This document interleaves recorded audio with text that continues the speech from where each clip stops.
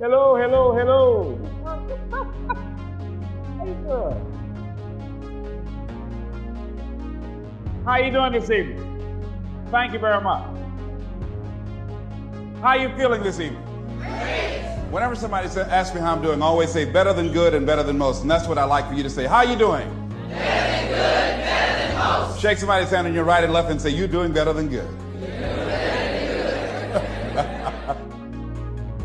All right. You know, I like to say that because I believe that we are. We have a lot of things going for us that many of us don't realize, and many of us really never use all the things that we have going for us and ever act on the things that we'd like to act on. And consequently, most of us go through life sleepwalking, never really discovering our true potential, never enjoying life to its full extent. And so, therefore, I think that there are some things that we need to begin to do to take charge of our destiny. How many of you like to take charge of your destiny? Raise your hand, please. Very good. All right. So we're going to do that. And you know, one of the things that really stimulated this, I was with a friend of mine. We were riding back after I'd spoken to her company, and they had a major downsizing. Now they call it right-sizing, when companies reduce the workforce for economic reasons. Well, at any rate, when we were on the plane and she said, you know, I'm no longer going to be with the company. And I said, no. I said, why? She said, well, my division has been eliminated. I said, well, you do have another plan, don't you? And she said, no. I said, but didn't they have something of this nature about a year ago? She said, yes. I said, but did you start thinking that maybe perhaps you need to prepare to do that which you really wanted to do? Because this person that I've known for a long time always wanted to be involved in fashion design. So I said, haven't you been doing something on your fashion designing career? She said, no. I said, but what have you been doing? She says, hoping that nothing happened to me. I said, but hoping is not a process. It's not a method. You know, a lot of people go through life like that. Now, that wasn't really what she wanted to do. But I do a training seminar, and one of the things we ask, what would you do if the unthinkable happens to you? What would you do? If you had an accident, or you lost your job, or you were laid off, or you became ill, how would you provide for yourself if the unthinkable happens to you? And it doesn't always happen to the other person. It can happen to me, it can happen to you. But most of us go through life thinking that, well, just maybe it won't happen to me. That we'll just read about somebody else that will happen to us. Talking to a friend of mine by the name of Maria, who is wheelchair bound, and she said that she had an experience in her life that taught her that she's not immune from life, because she was diagnosed as having muscular dystrophy at age 15, and she figured that was tragic enough. But 2 years ago, because of a malfunctioning wheelchair, she fell out of a van, struck her head, and suffered a closed head injury. Had blood on the brain, and they said that she perhaps might go blind, or she would have loss of memory or concentration. And I said, how did you handle that? She said, Les, it was the best thing that could have happened to me. I said, why? She said, because on that day, I woke up and I realized that life is about today. Living today. That whatever I want to do, I do it right now. She said, I enjoy getting up in the morning, looking out of the window, just looking at the grass. She said, because I could have lost my vision. She said, I'm appreciative of just the little things. Shake somebody's hand on your right and left and say, be thankful for the little things. Isn't that important? That we've got to begin to learn how to become thankful for the little things and live in life right now. So I want you to think about your ideas. All of us have ideas and things that we have not acted on. I want you to just think about them right now. E.L. Simpson said that an idea should be like a pen. You know, that a pen that you sit on and you jump up right away to do something with it. So I don't want you to just think about it. I want, when you leave here, I want you to jump and do something with it, all right? Now, so think about this idea. What does it take to be in charge of your destiny? Well, you got to begin to develop some skills, and you got to ask yourself a question. What do you have going for you? What is it that you have going for you right now that's a real plus for you? What is it that you have going against you? What kind of training do you require? What is it that you need to learn? See, you make money only one of three ways in an economy of this nature. You have to have a skill, like I've developed a skill to become a speaker, or have some specialized knowledge, or have a particular product or service that you can provide for the public. John H. Johnson of Ebony Magazine said something very important. He says, there is no defense against an excellence that meets a pressing public need. So any idea that you have, it must fulfill a need for somebody. Once you think about it. Now here's the next step. Don't worry about the fact that you don't have all the things you need in order to make it happen. Decide that you're going to do something about it. Become an active force in your life. See, you've got some talents and abilities right now you have that if you don't challenge yourself to use those talents and abilities, you'll never ever discover the full effect that they can have on achieving all the things that you want to achieve. Most people go through life never using the power they have. You have enormous power to begin to create all the things that you want in your life experience that most people go through life never using. I travel a lot speaking around the country, and I was out of Detroit for around 2 months. I came back to the airport, went in the parking lot, put my key in the ignition, turned the key. Can anybody tell me what happened? Can you tell me why the car did not get started? The battery was dead. Why was it dead? I had not been using it. Repeat after me, please. If you don't use it, you lose it. See, ladies and gentlemen, if you don't use your talents, if you don't use this power, this force that you have within you, you're going to lose it. If you have the ability to write, and if you don't write, you're going to lose the ability to write as well as you do right now. If you have the ability to play an instrument, the world's greatest pianist said that if I miss a week of practice, I know it. And if I miss 2 weeks, the critics know it. And if I miss 3 weeks, my audience knows it. If you have the ability to draw well, and if you don't use that talent eventually, you're going to lose it. If I don't speak often, and at one point in my life, I missed speaking for around 6 months. And when I came up before an audience, I was rusty. I could not get my thoughts together. I could not have the power, the kind of confidence that I needed in order to make it happen. So whatever you want to do, whatever idea that you have, the longer that you're sitting on that idea, you're either creating or you are disintegrating. If you're not using it, your skills are diminishing every day. And there goes a second.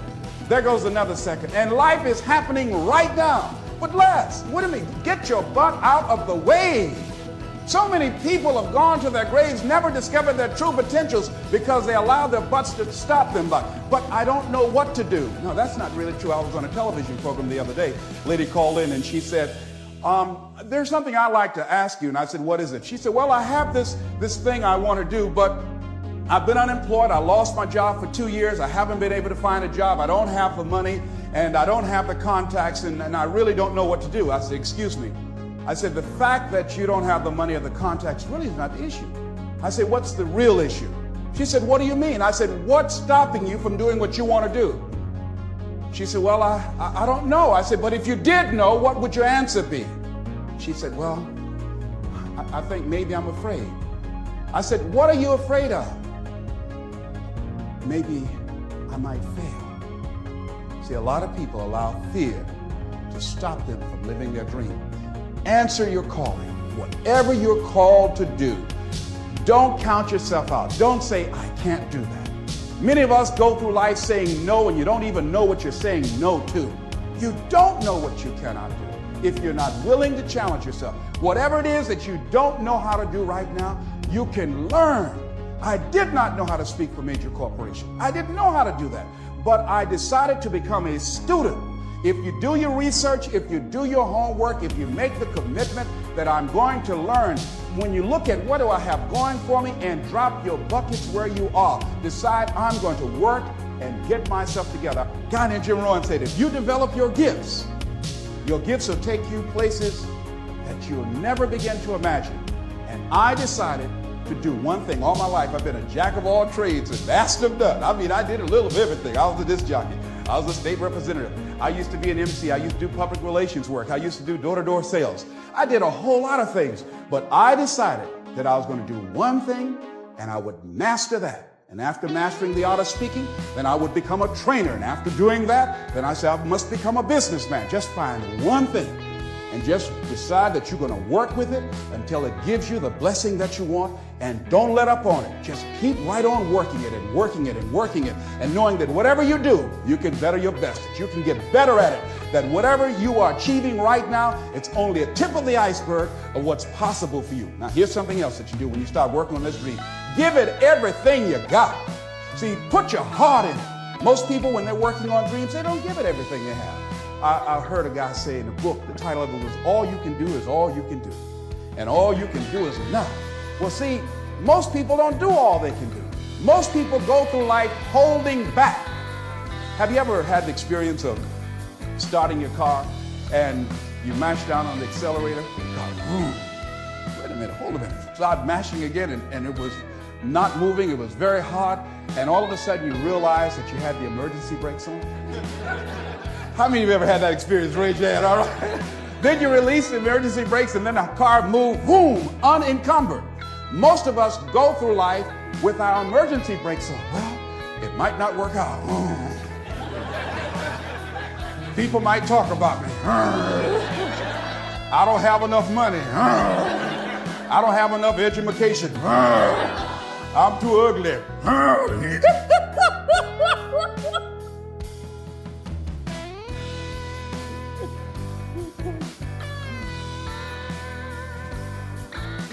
Shake somebody's hand on your right and left and say, what you have is enough.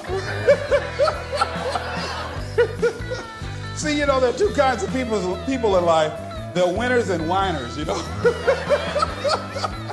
Most people go through life just whining. I didn't have enough money. I didn't have good credit. They didn't like me, you know. No, life is not about that. See, the major key to your taking charge of your destiny is you. I mean, if you have the credit of Ross Perot, that will help. All right? If you got somebody to co-sign for you, that will help. If you happen to be handsome, that will help, you know? If you have people who will support you, that will help. But all of those things are secondary. The major key to your taking charge of your destiny is you. It's you. And even though you might not have all the things going for you that you would like, you have the power within you as you begin to develop your consciousness, as you hold the vision of what it is that you want to do, as you decide to answer this small voice within you. Because as you respond to this voice that's telling you you ought to do this, the way will come, ideas will come to you. You will begin to attract things you need and things that you don't even know that you need right now. You will develop the skills in the process as you look at yourself, finding out what is it you need to do, what kind of adjustments you need to make, what new strategies that you need to begin to implement to make it happen. But if you don't put yourself out here, if you don't become actively involved in life, if you hold back on yourself and continue to procrastinate, when I saw a speaker who I said, I know if this guy can do this, I know I could do that. That was years after I had made the decision to do it. I was holding back on myself. I kept building up all kinds of reasons and excuses to justify why I wasn't acting on my dream. Most people go through life as volunteer victims. They go through life volunteering to be victims, giving excuses on why they're not pursuing their greatness, giving excuses on why they're not doing the things that they want to do, putting it off again and again and again, wasting valuable time. Life is very valuable, ladies and gentlemen. Time is very valuable. And it's very fragile. You've got to decide to do what you can right now and don't delay. Living your life like a sense of urgency. Repeat this, please, and tell somebody on your right and left. Live your life now. Be happy now. This is not a dress rehearsal. Do that, please.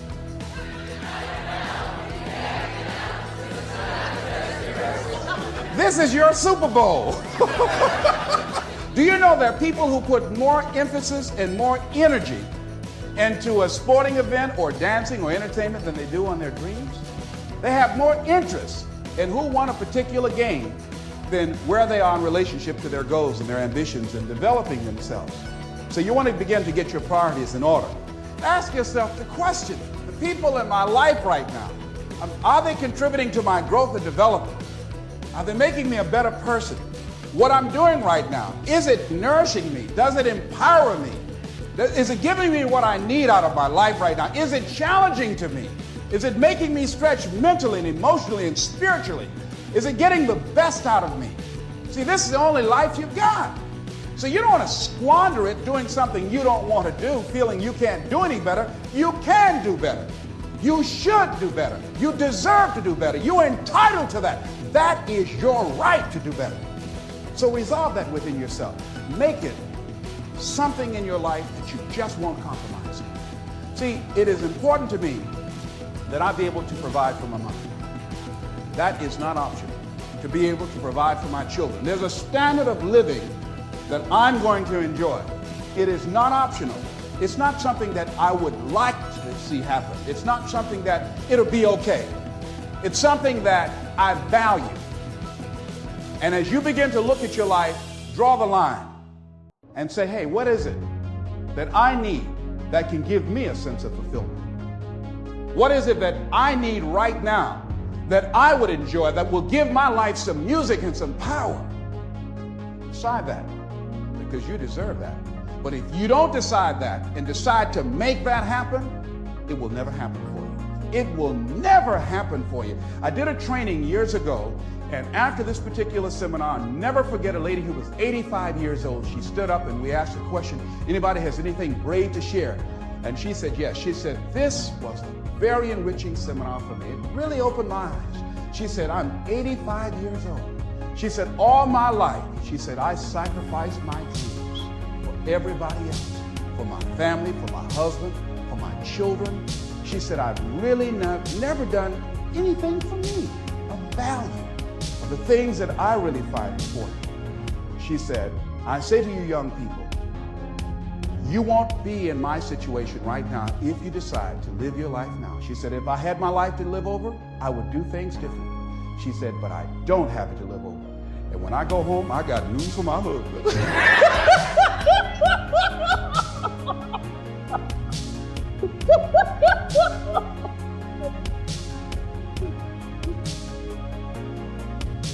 So repeat after me, please. I'm going to live my life now.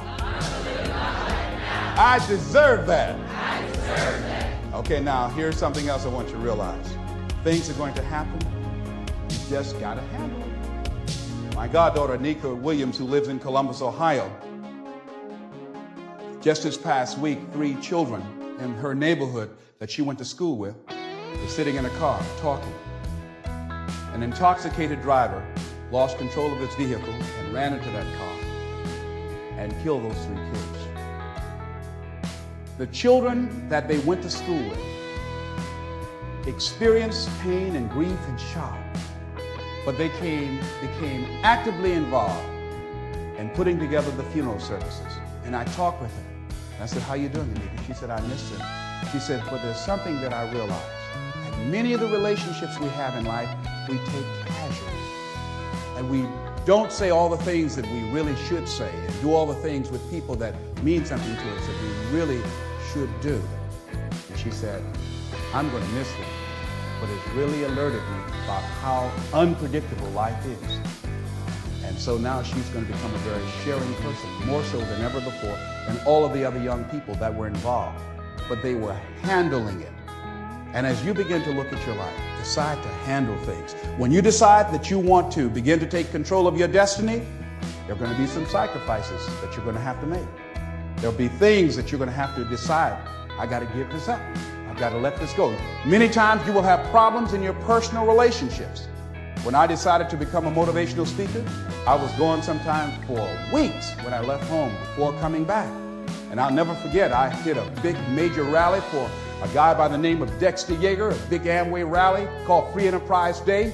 And after speaking, people were chanting, we want the motivator, we want the motivator. Well, I was excited. So I ran back to the phone after I came off stage and I called the young lady that I was dating then. I said, look, I wiped them out. They love me. They were saying, we want the motivator. Listen, they're saying, we want the motivator. We want the motivator. So she said, Les, I need to tell you something. I said, what? And I heard a voice from the background said, hurry up and tell him. I said, who's that? She said, Les, you've been gone so long. I said, yes, I've been working on a dream. And I'm sorry, the relationship is over. What? You gotta be kidding me. I said, hang up. I said, wait. And they said, Mr. Motivator, come on. I said, hold a minute, wait. They said, Mr. Motivator, calm down. I said, okay. I went outside, I looked at the people, I said, you got to have a dream that's real big.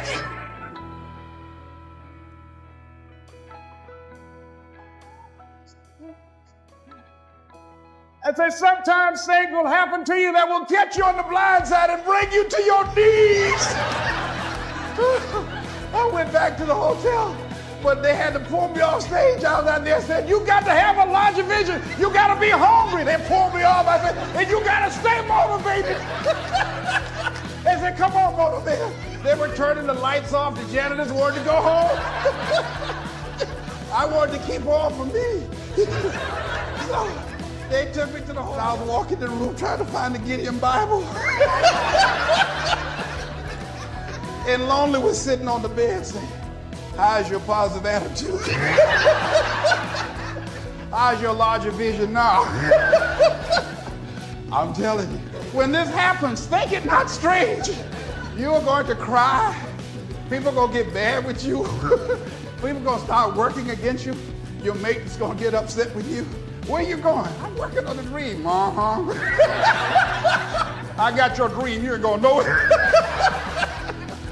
People will start going crazy on you. Becoming jealous and envious, that's a part of the program. Understand that. See, that's why a lot of people say, no, that's all right. I pass on the dream. That's all right. I just keep on biting my nails, hope nothing don't happen. But it's an experience that opposition, those obstacles that you will encounter, that's how you grow. That's how you become stronger.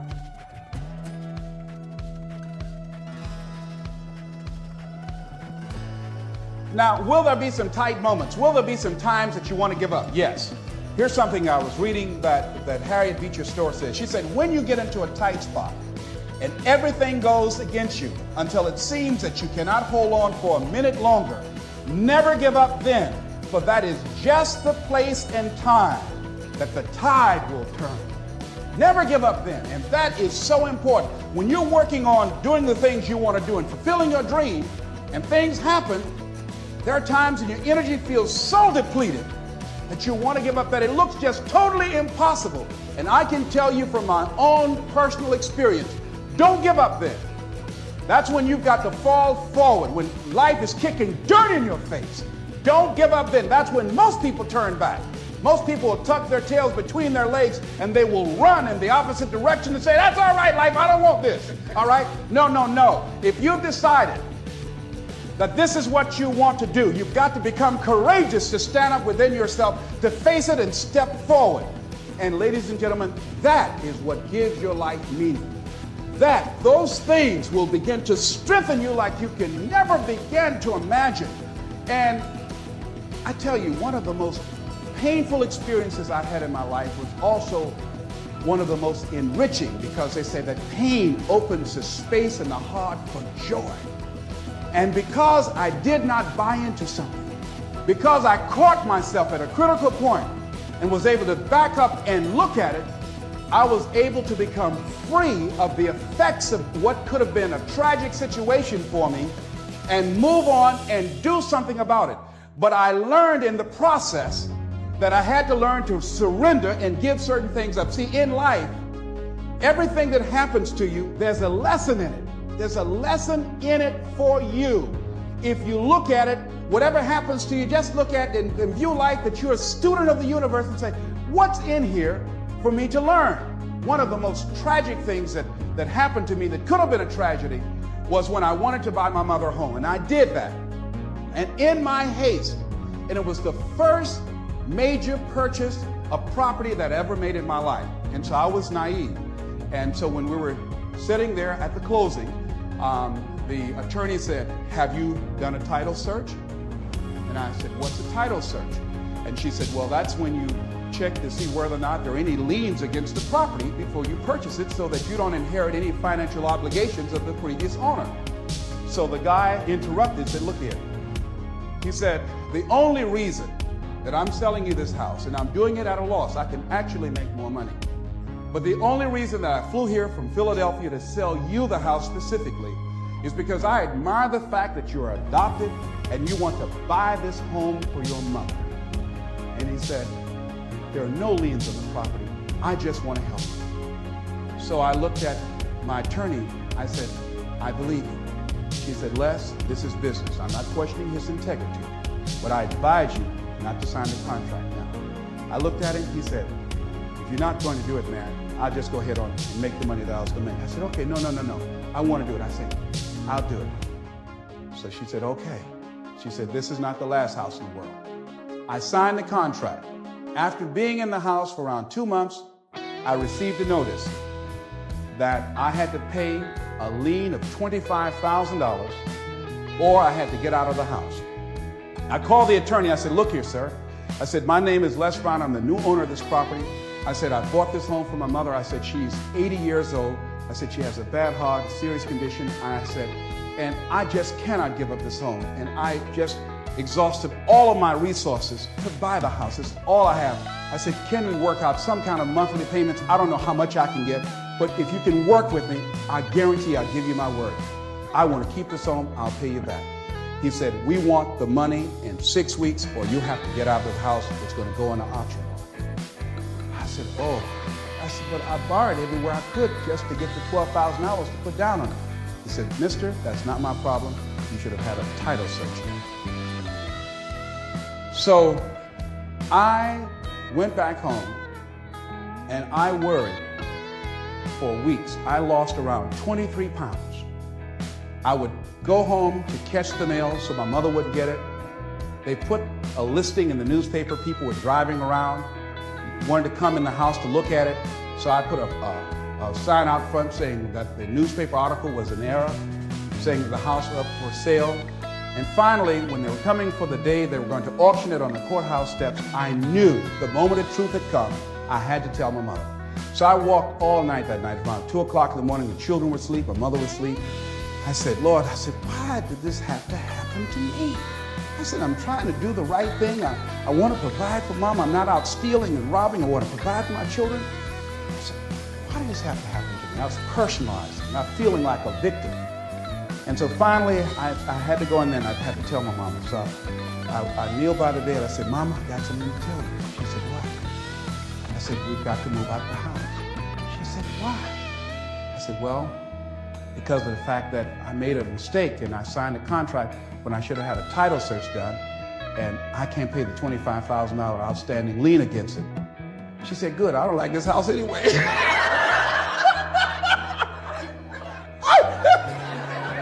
I said, but you told me you did. She said, I just said that for you because you like this so much. She said, this two-story, baby, and the arthritis, I can't climb the steps. But you told me you could, Mama. Oh, I just did that for you. I walked up the steps and I was in the room, said, that fool crazy with this house. I said, oh, Mama. So I'll never forget when we had to pack up and go back to the old house we had moved out of in Liberty City, right down the street from Miami Northwestern High School. And the neighbors were out looking, isn't that Mamie's boy? They're coming back, you know. I was so embarrassed. I mean, I turned red, but couldn't nobody see it, you know? You know? So my sister came over. She didn't make it any better. She was like, mixed the big time. Won't get no job going around and running your mouth. Yeah, you got a dream to get Mama home. Nah, you back where you belong here.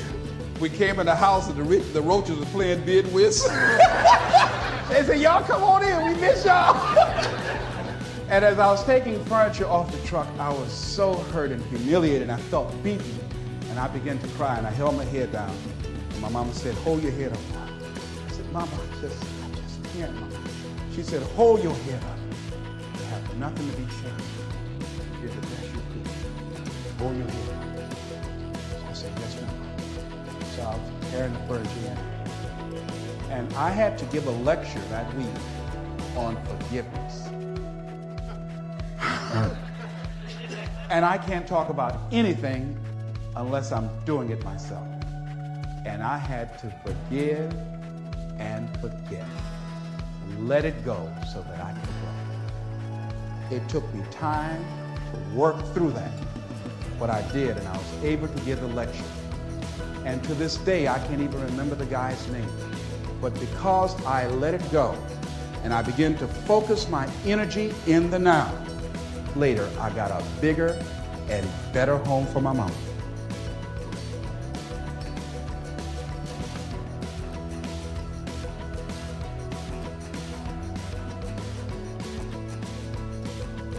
Here's what I learned from that. That was not the last home in the world. There were other homes. If I had just been willing to just let it go, he who cares less wins. And the guy called and said, you got to get out of there. If this is what happened, I could have, through worry and stress, I could have had a heart attack over a house that my mama didn't even like. Do you follow what I'm saying? So I now realize, hey, it's only things. And it's okay, they are replaceable.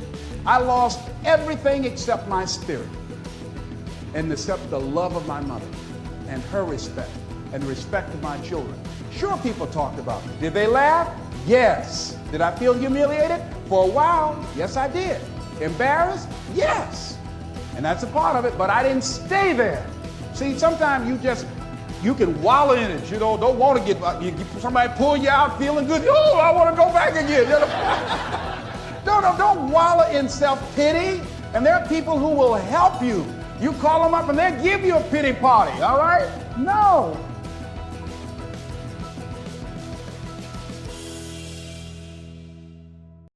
I talked the other night about some explorers that were in Africa. And they saw these two little boys who were playing with some what appeared to be marbles. And they went up to these little guys and said, here, let me give you some candy for that. The little fellas ate the candy and liked that. I said, can we have some more? I said, yes. But would you give me what you were playing with? They said, yes. And they gave these shiny little rocks, so to speak, to the explorers. And the explorers, taking them back and examining them, discovered they were large-size, uncut diamonds. They had a fortune. The little boys had a fortune in their hands, but they didn't know. They did not know. Repeat after me, please. If we knew better, we would do better. See, there are many of us, we work for people and sometimes put in 60 and 70 hours a week. Why? Because we have the ability, the talents, and the skills to contribute to the long-term growth and development and profitability of the company. Do we do that for ourselves? Oh no, why? Well, we say, well, I've got security. There's no such thing.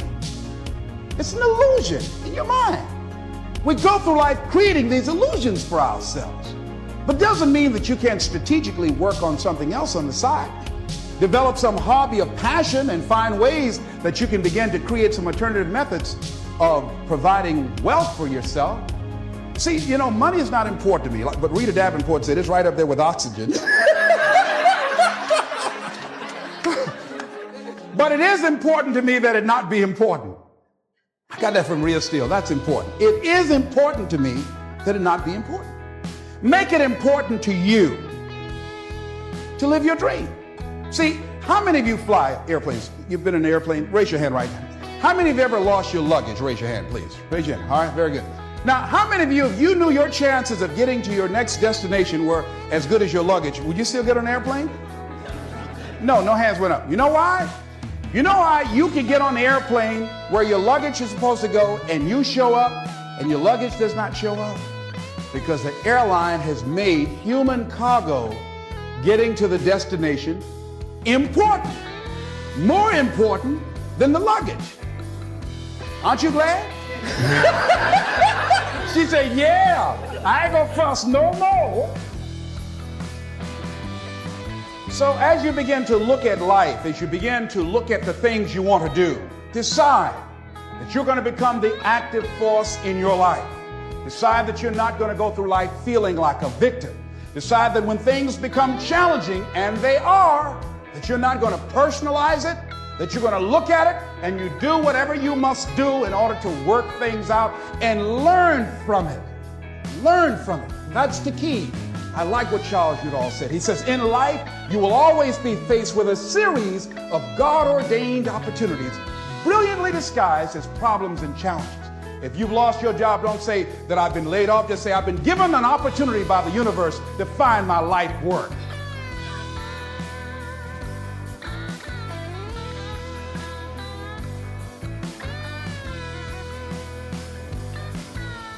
So as you view all of the things that happen to you as an opportunity, now you're taking it from a different perspective.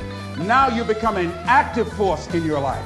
Now you are the one, rather than running from things as they begin to change, you become a change driver because you know that you've got the power within you to make the difference. This force, this power, this energy that you have, that's more powerful than anything that can ever happen to you.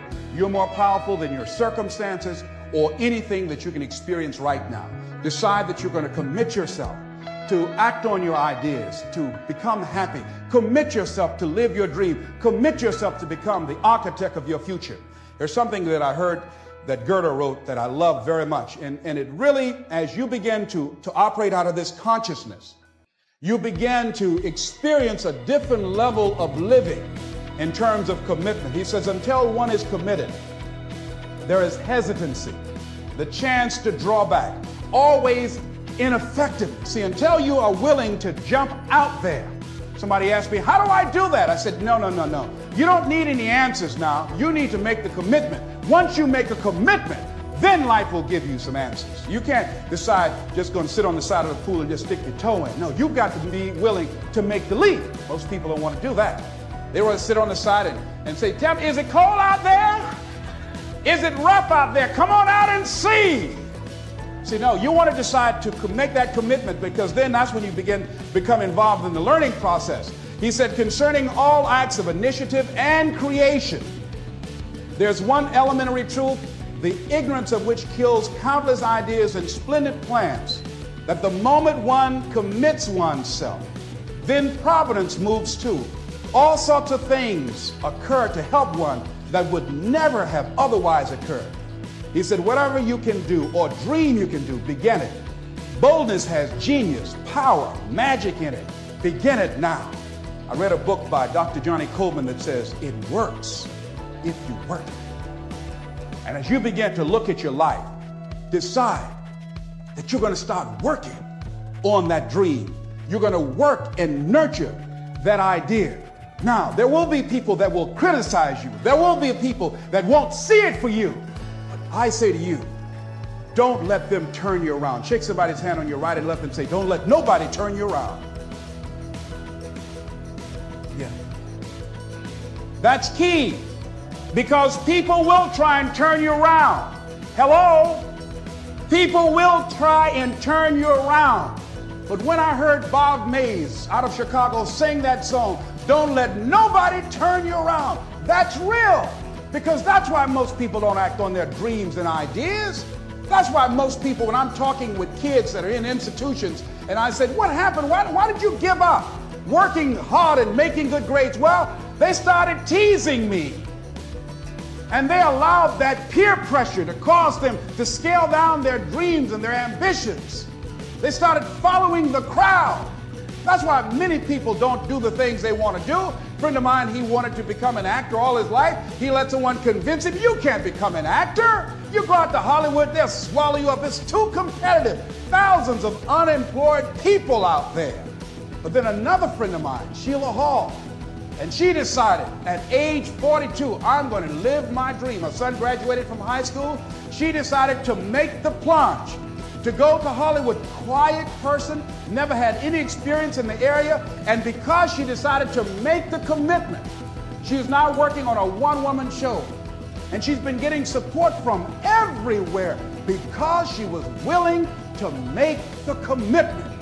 This other guy is far more talented and skillful, but he wasn't willing to make the commitment. So he goes to work every day to a job that's making him sick because he doesn't have the guts or the boldness to stand up in life and say, I'm going to live my dream. I'm going to commit myself to live out what's in me. I heard Dr. Johnny Youngblood say, I must live what's in me. I said, why do you do this? He said, I got to do it. I got to do it.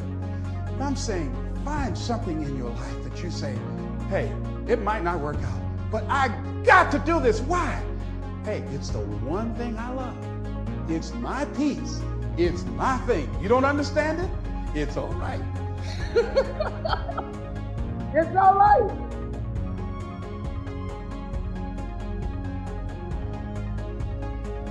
You don't need anybody to understand it. You don't need anybody to approve you. You don't need anybody to say, go ahead on and do it. If you get that, that's fantastic. If you get that encouragement, that's great. But I say stand up within yourself boldly and say, this is my life. I'm controlling my destiny. This is Mrs. Mamie Brown's baby boy, Leslie Calvin Brown, saying it's been a plum-pleasing pleasure as well as a privilege. Thank y'all here. So I want you to think about what I'm going to share with you now. Don't knock on an open door. I wish someone had said that to me years ago. Years ago. Because for a long period of time, I was seeking answers, trying to find success. Going through all types of self-discovery processes, putting a lot of time and energy, searching to discover myself, looking for ways in which I could be able to provide for my family, be able to take care of my mother, be able to do something that was me. Listen to me. Do something that was me. Something that I loved, something that gave my life a sense of significance, something that I would enjoy doing 7 days a week, something that I love so much that I would do it for nothing.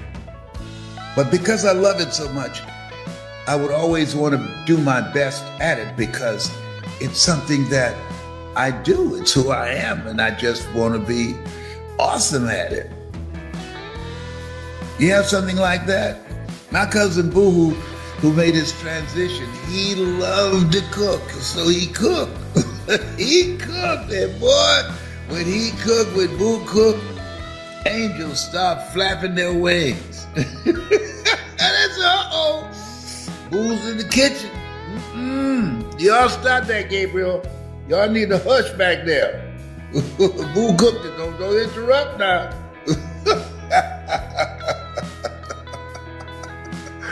Boy, Boo can cook. Oh my goodness, I miss him so much. And stop knocking on an open door. All my life, when I look back, because I did not recognize and use my gift in a different way. I didn't value it. And you know why I didn't value it? Because I didn't believe in it. I did not believe in it. And as a result, I did not use it. I did not use it to serve at a higher level, to make a greater impact. And because I did not use that which was me, I paid a price. I ended up doing things that it was not me. Working on jobs, it was not me, and I knew it. I just go in there to make some money. We were born to do a special work. You were born to do a special work. You are here for a reason, to do the greater work. Not just work for a living, but to make a difference with your life.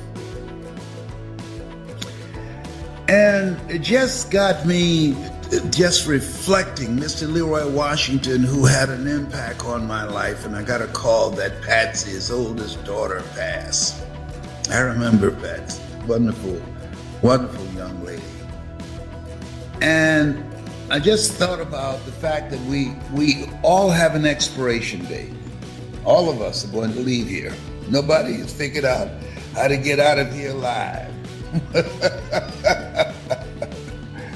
And so, stop knocking on an open door, Athea Grant said to me. And I'm about to do an event with her in the UK virtually. Let us be clear. I spoke in Hong Kong last night, and China, and several other countries with Kim Wee. Virtually, it was fascinating. All the tools we need in order to become successful. In fact, I should be able today, I might get a recording of the last time I was there, and I will share that with you. It was quite an incredible, magnificent experience. But here's what is very important, is to take the time and ask, what is it that I love most? And what is it that people compliment me on that I might have dismissed, that I might have not thought was no big deal to me because it came so naturally, it came so easily. That is my gift, that's my superpower, but I dismissed it. What is that? What does that look like? For years, I did not recognize that my ability to communicate, to reach people, to make people feel good, to inspire them, to uplift them, to give advice, to make them laugh, to motivate them. I didn't think that was no big deal. I just did that, like sleeping, making people laugh, selling wolf tickets while shooting pool, playing chess, playing bid whist, playing cards. No big deal. I didn't recognize, I didn't value it. I'm saying to you, live your life being present to who you are and what your superpower is, and we have all the tools that we need to monetize it, to make it work for us. And I'm saying, don't be a volunteer victim. You've got something. You came here with something. You were chosen. God don't choose people who don't have anything going for them. There's something you have going for them. You just haven't discovered it yet. Just like me. I had a lot going for me, and for a period of time I went unemployed. For a period of time I went from being fired from one job to the other, as opposed to hiring myself, because I didn't know what I had going for me. I didn't know. And so because I didn't know, I didn't take the time to discover that. I didn't invest any time, any money, any energy, any effort to cultivate that. I didn't ask those questions. Why are you here? What are you supposed to do? How do you take that which you say that you want to do and find a way to monetize it? See, that whole thing about, Adam, where are you? Where are you? Life is a question. And how we answer the question is the answer. Where are you, Les, in relationship to who you know you should be and what you should be doing? And what are you going to do about it? I talked about Tennessee Williams, who said there comes a point in your life when you look in the mirror and who's looking back at you realizes that's all you're ever going to be. Wow, what a blow, what a punch in the gut. So fortunately, I didn't settle. There was something that was restless in me, something that said, there's got to be more. Have you ever asked yourself that? There's got to be more than this. It's got to be. And I kept seeking, I kept working at it and working on the possibility of how I could reshape and redesign my life. Because the one that I was living wasn't me, and he had to go. That's why Paul said, I must die daily. That all of us know at the moments in our lives that there are parts of us that character's got to get out of here. That does not work for me. It might work for somebody else, but that does not work for me. But for a period of time, I did not use my gift until, and don't let it take you this long. I mean, my real gift. I was 37. That's a delay. My real gift. I was able to become a disc jockey, and that was good. I enjoyed that. I love that. I could be a disc jockey now. And I enjoyed being a state legislator. But speaking and motivating people, my real gift, my superpower that I used last night when they brought me on the Zoom before an audience of thousands of people, that's the voice. That's the one. That's the Les Brown. That's his power voice. Why? Because I'm in my power. I was doing what I was supposed to do. I came here to motivate. I came here to inspire. I came here to uplift spirits. I came here to give people a larger vision of themselves. You came here to do something. You came here to make a difference. You came here to live an impactful life. You came here to leave the world in better shape than how you found it. Yes. You came here to allow people to know that what they have experienced, the abuse that they've gone through, does not have to define them. You came here as a guide, as a light, to help people use the steps and the process and the mindset that you had to navigate and bring themselves out of the valley. Yeah, you came here for something. Yeah, because you decided that what you went through would not define you. You decided that.